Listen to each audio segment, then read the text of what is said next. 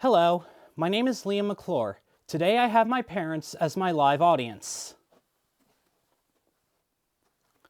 And I will talk to you about the most effective gun laws. My informative speech was about gun laws. It covered permits, purchase or hunting, carry laws, open versus concealed, and different gun uses, especially in self-defense. One of the most important points in that speech is that gun laws differ widely across the states. This leads to different outcomes and different challenges across states. Some states have strict gun laws, and some states have lenient gun laws. This made me ask myself, which of the laws are most effective and which laws keep people safe? After more research, I found that stricter gun laws result in fewer gun-related deaths than lenient gun laws. What kind of gun laws make people safer? There are three types of laws that make a difference: storage, carry, and use. Storage laws refer to child access prevention laws. Those laws establish civil or criminal penalties for storing a handgun in a manner that grants access to minors. The point in storage laws is to keep young people from easily accessing guns. Carry laws have referred to a right to carry and who can carry concealed guns.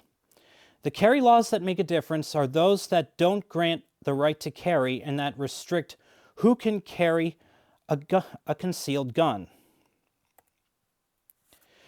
For use laws, it refers to restricting circumstances in which individuals can use deadly force in self-defense outside their homes.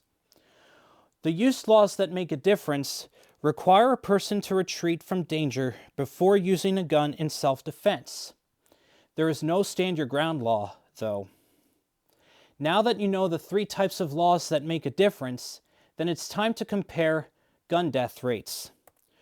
We can compare gun death rates with strict states versus lenient states. Strict Massachusetts versus lenient Arizona. Both of those states have about 7 million people as a population. Strict Massachusetts has had 280 gun deaths in 2020. This is 72% below the national average.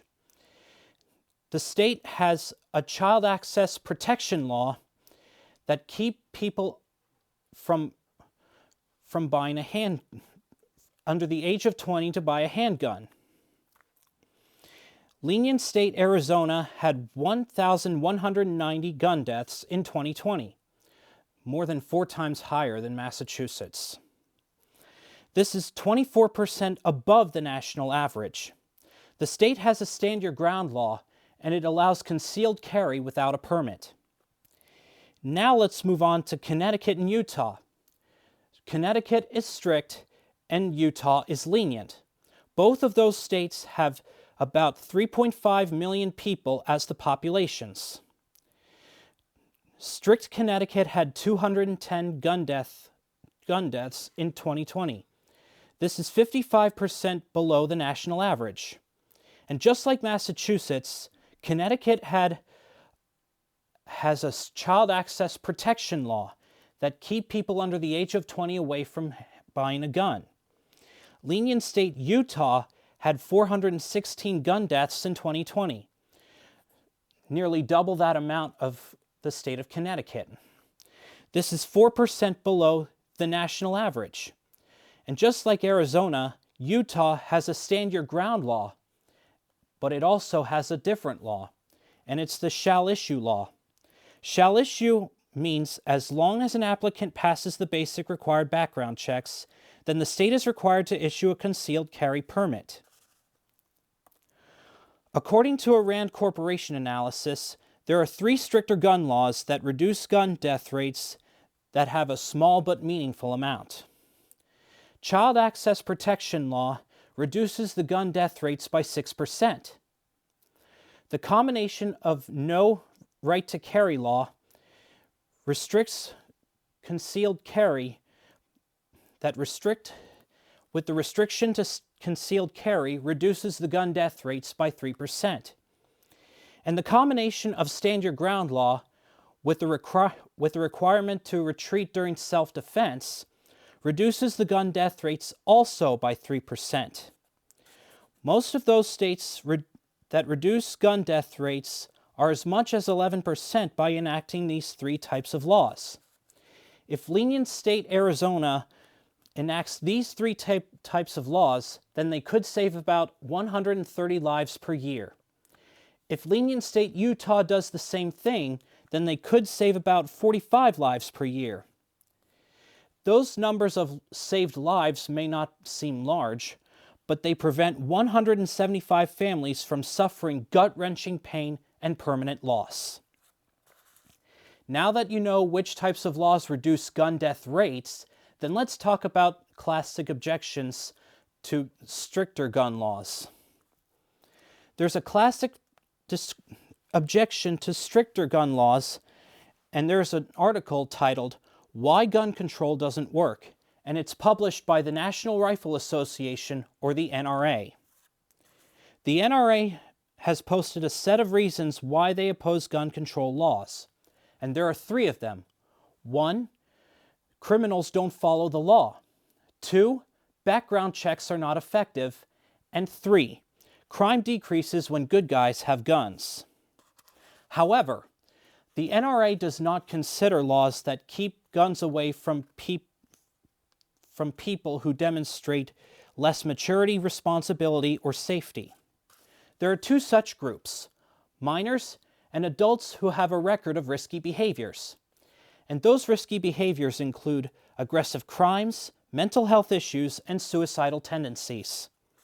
The NRA mostly avoids talking about common sense laws in this speech that reduces gun death rates. The data shows specific types of stricter gun laws that make people safe, but the NRA arguments don't believe it. They seem to ignore it. So in conclusion, gun laws are a hot topic in our society. People often argue from emotion while trying to make their points clear about gun laws. When you look at the data, however, it is specifically clear that three types of gun laws keep people safer, and they don't infringe on anyone's Second Amendment right. Those three types of laws are child access prevention laws, restrictions on concealed carry, and requirements to retreat during self-defense. In a segment of the New York Times post, The Argument, editor-at-large Alex Kingsbury stated, "There are a lot of things that we can set in motion now that will have compounding impacts over time." Those three laws are exactly the kinds of measures that will have compounding positive effect on public safety over time. I hope you all enjoyed my presentation.